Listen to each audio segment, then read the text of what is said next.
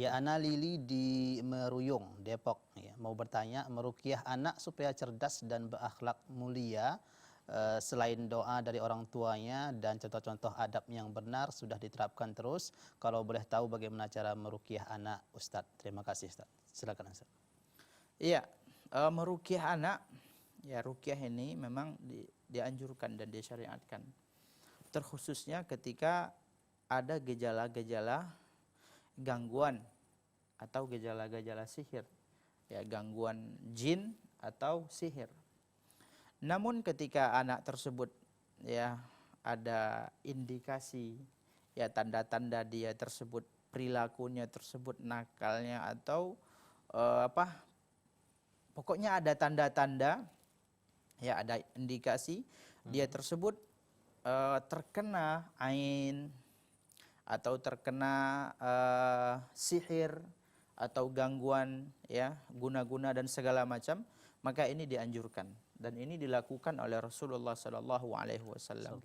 Dan Rasulullah sallallahu alaihi wasallam meruqyah para istrinya.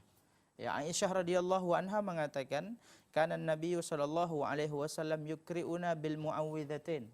Ya, Nabi Muhammad sallallahu alaihi wasallam membacakan kepada kami al-muawwidzatain, qul a'udzu birabbil falaq, qul a'udzu birabbin nas. Dan Rasulullah sallallahu alaihi wasallam pun diruqyah. Ketika beliau sakit, beliau diruqyah oleh Jibril alaihi salam. Dan para sahabat pun juga melakukan ruqyah. Maka ruqyah ini adalah suatu yang dianjurkan dan suatu yang disunnahkan. Adapun tata caranya, ya tadi ditanyakan tata caranya adalah dengan cara terus membacakan, ya membacakan ayat-ayat ruqyah tadi kepada anak.